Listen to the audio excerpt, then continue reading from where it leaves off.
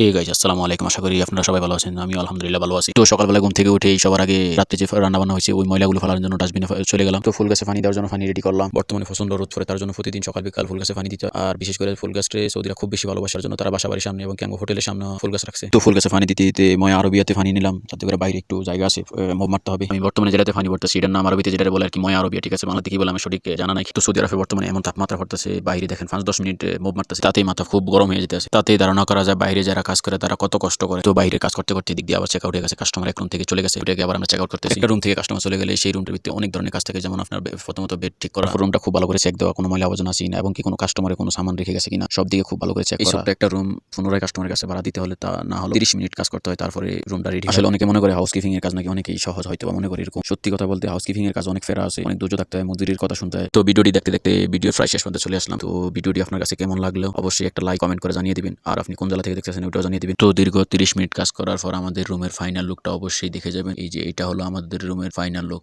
তো আপনারা সবাই ভালো থাকবেন। ওকে, বাই, টাটা।